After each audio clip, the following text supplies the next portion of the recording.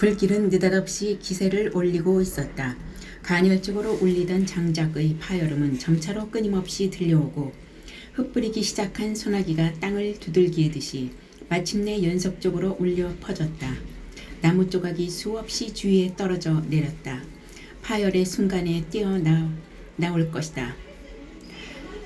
사람들의 울타리 속으로 형틀을 타고 끓는 물이 부어지기라도 한 듯이 바닥에서 열기가 올라왔다. 안드로기노스는 몸을 앞으로 숙인 채 이따금 몸을 비틀 뿐 신음소리조차 내지 않았다. 얼굴의 기색도 변함없었다. 열이 이미 우리 발치에까지 이르러 있으니 그것을 느끼지 못할 리는 없으리라. 마을 사람들 모두 이마에 땀이 흐르고 있었다. 왜일까? 안드로기노스는 왜 고통스러워하지 않는 걸까? 가혹한 고문 탓에 감각이 마비되어 버린 것일까? 아니면 본디부터 고통이라는 것을 모르는 것일까? 마을 사람들도 이를 이상히 여긴 듯이 미간을 찡그리며 번번이 고개를 갸웃거린다. 여기에 이르러 침묵이 깨어졌다. 곁에 선 자와 수근수근 이야기를 나누는 자도 있었다. 특히 자크는 심히 애가 달아 어쩔 줄 모르는 모습으로 몇 번이고 형리를 불러 무언가 지시를 내리고 물었다. 형리는 그때마다 커다랗게 부정하는 듯한 몸짓을 해 보였다. 주고받는 이야기의 내용은 알 수 없었지만 형리의 곤욕스러운 얼굴을 통해 대충 짐작할 수 있었다. 무엇이 어찌된 셈인지 형리로서도 알 수 없는 것이었다. 무심코 돌린 시선에 뜻하지 않게 피에르의 모습이 들어왔다. 얼굴이 두건이 그늘에 숨어있어 분명하게 기색을 살필 수는 없었지만 얼핏 드러난 얼굴은 평상시와 다름없어 보였다. 어떠한 정념의 흔적도 보이지 않았다. 마을 사람들의 소란 속에 오직 그 혼자만 외따로 떨어진 듯 외투에 몸을 감싸고 말없이 형의 집행을 지켜보고 있었다. 점차 사람들의 동요가 생생하게 드러나기 시작했다. 얼굴에만이 아니었다. 무턱대고 몸을 맞고 긁는 사람, 발을 비비는 사람, 그 엉뚱한 몸짓들에도 동요의 기색은 내비쳤다. 그들은 오직 마녀가 죽기만을 기원하고 있었다. 가능한 한 가장 무참한 죽음을 원하고 있었다. 그리고 그 한편에서는 그 소원을 분명히 이룰 수 없으리라는 불안으로 품고 있었다. 처음 이 마녀를 본 순간부터 그들 모두가 깨닫고 있었다. 이것은 단지 심상치 않은 생물이라는 것을 알고 있으면서도 억지를 쓰듯 그것을 마녀라고 단정해온 것이었다. 아니, 도리어 알고 있었기 때문에 더욱더 그렇게 믿으려 들었던 것이리라. 그러나 형장에 끌려나온 마녀의 모습을 보고 그들은 처음에 품었던 의념이 다시 나뭇거리는 것을 느꼈다. 그리고 지금 형틀 위에 그것을 목격하고 이미 그 의념을 더는 막을 수 없게 되었던 것이다. 불은 이윽고 수영자의 발 아래까지 입박해 들어갔다. 어느 틈엔가 장작더미에 사는 불길이 훨훨 흘러넘쳐 그 표면은 검붉은 담요처럼 덮고 있었다. 연기는 짙어졌다. 열기를 아지랭이처럼 어른거리면서 쉴 새 없이 작은 불꽃이 튀어오르고 있었다. 수치된 장작 중에는 이미 백발이 눈툰 것도 있었다. 그러나 불의 기세는 조금도 줄어들지 않고 치열해져 갈 뿐이었다. 이때 갑자기 안드로기노스의 몸이 크게 경련을 일으켰다. 마을 사람들은 눈을 부릅떴다. 높직한 형틀 위에서 안드로기노스의 몸이 부르르 떠오는 바람에 허리에 둘렀던 천 조각이 떨어져 약물이 그대로 드러났던 것이다. 이와 거의 동시에 누군가가 외쳤다. 저 태양. 모두가 하늘을 올려다 보았다. 그리고 비로소 이변을 깨달았다. 조금 전까지 아무 일 없이 빛나고 있었던 태양이 천천히 검은 그림자에 침식되기 시작한 것이다. 그것은 구름이 아니다. 태양과 완전히 똑같은 형태를 가진 검은 그림자, 또 하나의 검은 태양, 일식이었다. 사람들의 얼굴에 돌연 공포의 빛이 비쳤다. 이것이 재앙으로 비쳤던 것이다. 지상에서는 불길이 연이어 굉장한 소리를 내며 타올라 안드로기노스의 온몸을 삼켜들기 시작했다. 눈앞에 연기와 불티가 자욱이 날아오르고 불꽃이 선명하게 빛을 뿜으며 춤을 추었다. 나는 나도 모르게 얼굴을 감쌌다. 사람들을 형틀에서 멀리 밀어내려는 듯이 흘러넘친 열기가 거대한 물결처럼 밀려들었다. 조금씩 사람들의 둥근 울타리가 넓혀졌다. 나 역시 두세 걸음 물러나서야 겨우 얼굴을 들 수 있었다. 불길이 다시 아래로 진정되면서 눈앞에 안드로기너스의 모습이 보였다. 수영자는 그 타버린 육체를 형틀 위에서 격렬하게 뒤흔들기 시작했다. 피부는 금속처럼 검은색으로 변하여 미약하게 남아 요염함을 띠고 있었다. 사람들은 다시 가마솥이 끓듯 웅성거렸다. 불은 너무 익어버린 석유알처럼 검붉게 물들어 안으로부터 팽창하는 힘에 저항하지 못하고 수없이 터져 올랐다. 태양이 침식당하면서 그 빛이 점차 시들어갔다. 흐르는 피처럼 붉은색으로 솟구쳐 오른 불길은 점차 짙어지는 한낮의 어둠 속에서 한층 더 환하게 떠올랐다. 태양은 점점 더 줄어들고 하늘은 도련한 어둠의 예감에 떨고 있었다. 북쪽으로부터 바람이 불기 시작하자 남쪽에서도 똑같이 바람이 일었다. 두 방향에서 불어온 바람은 형장의 기둥에서 서로 부딪히며 화염을 이끌고 하늘 높이 솟아올랐다. 불의 기세는 한층 치열해졌다. 불은 끝내 수영자들 완전히 덮었다. 육체는 떨며 고뇌하고 있었다. 그러나 그 고통은 사나운 불길 때문인 것 같지 않았다. 그 열기 때문인 것 같지도 않았다. 오히려 그 고통은 무언가 초월의 계기를 예고하고 있었다. 굳이 말하자면 그것은 하늘을 향한 저 건너편을 가리키는 것이었다. 안드로기노스는 갑자기 턱을 앞으로 내밀고 두 눈을 하늘로 향했다. 목줄기를 달리는 핏줄이 머리를 떨어뜨린 뱀처럼 비틀려 이마로부터 흐르는 한 줄기의 혈흔과 서로 엉켜 있었다. 형틀이 흔들렸다. 수영자의 얼굴에는 상승의 의지가 번뜩였고 자결하는 육체는 새하얀 빛을 흩뿌리고 있었다. 굉음이 울려 퍼졌다. 이어서 그 약물이 우뚝 일어서서 홀로 기묘한 경련을 시작했다. 그 찰나 다시 누군가의 절규에 이끌려 우리는 하늘을 우러러 보았다. 그 광경은 가위 눌리는 악몽이라고 하는 수밖에 다른 어떤 말도 어울리지 않았다. 서편 하늘에 호련 나타난 것은 예전의 마을 사람들을 거의 발광에 이르게 했던 저 거인의 모습이었다. 나는 스스로의 눈을 의심했다. 어둠에 침몰하려는 한낮의 하늘에 희미하게 떠오른 거인은 풍설에 들리는 그대로 남녀 두 몸으로 나타나 짐승과도 같이 뒤로부터 교합하고 있었다. 그 거대함은 도무지 잴 수 없을 정도였다. 땀을 줄줄 흘리며 번들거리는 산의 체구는 파도처럼 몇 번이고 습격을 거듭했다. 여인은 그것을 받아 삼켰다. 그 격렬함은 하늘을 뻐걱거리게 할 정도였다. 율동은 구름을 찍고 산하를 울렸다. 나는 그것을 귀로써 들은 것이 아니었다. 소리는 육체의 깊은 곳에서 그 가장 어두운 시면에서 울리고 있었다. 그리고 심장의 박동이 아무리 격앙된다 해도 그 소리가 내려치는 한 박자 한 박자는 결단코 변함이 없는 불길한 완만함으로 물결치듯이 계속 이어지는 것이었다. 세 번째로 천둥소리와도 같은 굉음이 일었다. 육의 새망치는 서로의 개성을 부수기라도 하려는 듯이 다시 격하게 더욱 깊숙이 파고 들어갔다.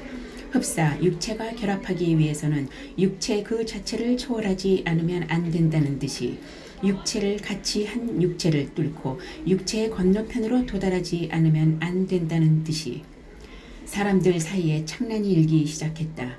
이미 실신한 자도 있었다. 무작정 십자를 긋는 자도 있었다. 거듭해서 처형의 중지를 호소하는 자도 있었다. 유스타스는 어찌해볼 도리가 없을 만큼 벌벌 떨면서 개거품을 한 입 가득 물고 있었다. 그의 곁에서는 세 여인들이 각기 자신의 겉옷을 찢어발기고 드러난 유방을 쥐어뜯고 머리카락을 마구 헝클며 수없이 머리를 젓고 있었다. 태양은 마침내 달 그림자가 완전히 들어가려 하고 있었다. 어둠 속에 비치는 형형한 불길은 여기에 이르러 수영자를 완전히 삼켜버리려고 더욱더 기세 좋게 올랐다. 그저 망연히 서 있던 나는 바로 그때 사람들 틈새를 가르며 원 안으로 뛰어나온 한 그림자를 깨달았다. 장이었다. 장은 내가 마을을 찾은 이래 처음으로 그네에서 내려와 지상에 선 모습을 보여준 것이었다. 나는 너무도 놀랍고 어떤 감동까지 느끼며 그 모습을 바라보았다. 소년의 얼굴에는 그 순간 분명하게 의사라 할 것도 드러나 있지 않았다. 그것은 행위하고자 하는 의사였으며 목적을 이루고자 하는 의사였다. 허무적인 유희는 끝나고 운동은 한 곳을 가리키고 있었다. 여기에 이르러 화살은 이윽고 마음껏 쏘아지려 하고 있었던 것이다. 참으로 나는 감동하여 바라보았다.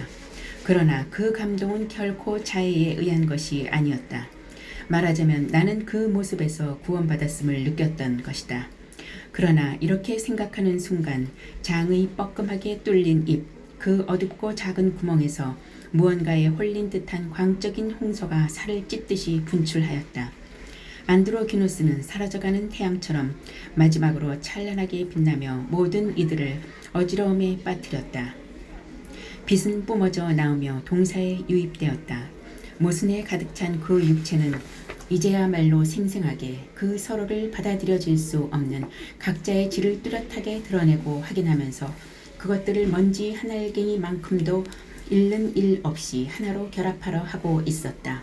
육체는 팽팽히 긴장하고 퍼뜩 날아오르려는 찰나의 백조처럼 산뜻했다.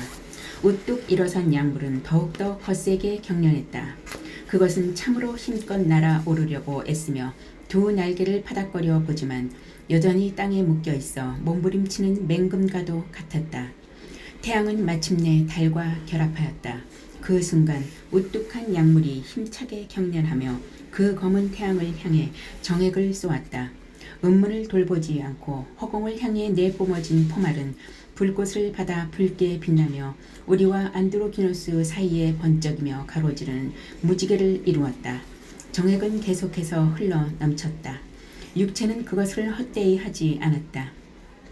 용솟음 치며 쏟아진 희고 탁한 액체는 약물을 타고 흘러 좌우로 나뉘어 음낭의 안쪽으로 들어가 음문과 만나고 그 내부로 흘러들었다. 나는 불길 저편에 그 육체를 지켜보았다. 그리운 그것을 지켜보았다. 우리를 떼어놓는 불길 너머로 가능한 모든 방향에서 그것을 지켜보았다. 코로는 그윽한 냄새를 맡고 귀로는 전부 태워버리려는 그 소리를 들었다. 그리고 미친 듯이 애무했다. 나는 거기에 돌아가고자 했다. 어느샌가 열기는 내가 침투에 들어와 나는 바라보면서 바라보였고 스스로 냄새를 내뿜었고 피부가 소리를 내며 타오르는 것을 느꼈다. 살덩어리는 파열하여 한층 더 확실하게 결합되었다. 나는 분영당하고 있었다. 그 고통에 헐떡거리고 쾌락에 취해 있었다. 나는 수도자이며 또한 이단자였다. 남자이며 여자였다. 나는 안드로기노스이며 안드로기노스는 나였다. 나는 붉게 번쩍이는 빛으로 가득 채워졌다. 불기둥이 되어 하늘 끝을 뚫고 올랐다. 빛은 골고루 세계를 비추어 진료를 초월하여 형상을 현현시키고 물질을 확실하게 존재하게 했다. 그 순간 세계는 얼마나 아름답게 빛났던가, 얼마나 생생하게 반짝였던가. 앞으로 일어날 운동은 송두리째 이 순간에 일어나고 과거의 운동은 이 순간에 무한히 반복되었다. 모든 것은 영혼으로 예감되고 일어나고 회고되었던 것이다. 영은 육을 떠나려 할수록 점점 더 깊이 육의 깊숙한 곳으로 들어갔다. 나의 영은 육과 함께 승천하고 육은 영과 함께 땅 깊은 곳으로 내려갔다. 육은 영과 융합하였다. 나는 세계의 모든 것을 단 한 지점으로서 내려다 보았고 그것을 만졌다. 세계는 나와 너무도 익숙했다. 나는 세계를 포옹하고 세계는 나를 감쌌다. 내게는 외계와 같은 육지가 되었다. 같은 바다가 되었다. 세계가 없어지며 내가 있고 내가 없어지며 세계가 있고 둘 다를 이루며 둘 다가 존재하였다. 오로지 단 하나로 존재하였다. 그리고 나는 마침내 이르려 하고 있었다. 무엇에? 빛에. 눈에 가득 차게 거대한 이 빛에.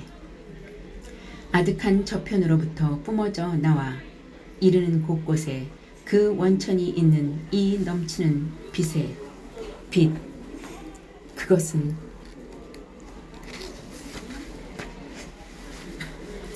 시간이 얼마나 지났는지는 알 수 없었다. 문득 정신이 들어 주위를 살펴보았다. 형틀 위에 안드로기노스의 모습은 보이지 않았다. 거인의 환영도 사라지고 태양은 본래의 완전한 원 그대로 하늘 저편에 뚜렷하게 걸려 있었다. 사람들은 모두 망연자실한 모습으로 멍청이 서 있었다. 아직 실신 상태에서 깨어나지 못한 사람도 있었다.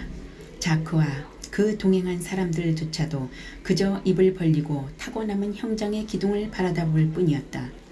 유스타스는 땅에 엎드려 격심한 구토를 거듭하고 있었다. 장의 모습은 사라지고 없었다. 어디를 둘러보아도 그 그림자조차 보이지 않았다. 나는 문득 처음부터 이곳에 장이 없었던 게 아닌가 스스로를 의심했다. 창란된 기억 속에 희미하게 남은 그 모습이 멍한 환영처럼 여겨졌던 것이다. 그 소년이 그네에서 내려와 형이 집행되는 것을 보려고 이곳에 발길을 옮겼단 말인가. 벙어리의 입으로 소리를 내었단 말인가. 그러나 그 이상 생각하지 않았다. 서서히 정신을 수습해가는 마을 사람들이 어찌할 바를 모르고 구원을 바라듯이 자크를 향해 눈길을 던졌다. 자크는 그 눈길에 쫓기듯이 서둘러 본연의 모습으로 돌아와 말했다. 형틀 아래를 조사해 보시오. 어쩌면 사슬이 풀려서 땅에 떨어졌을지도 모르오. 마녀의 살은 한 조각까지도 아니 털 한 올도 남겨두어서는 안 되는 것이오. 재촉을 받아 몇 사람의 형리가 아직 불길을 품고 있는 장작더미에 다가갔다. 없습니다. 제뿐이에요. 형리는 뒤로 물러섰다. 이어서 자크가 스스로 그것을 감시하려고 나섰다. 그 순간 군중 속에서 한 사내가 휘청거리는 발걸음으로 형틀을 향해 걸어 나갔다. 마을 사람들은 멍한 눈을 들어 그를 보았다. 사내는 양 무릎을 땅에 대고 맨손으로 재를 뒤적거리며 무언가를 찾아냈다.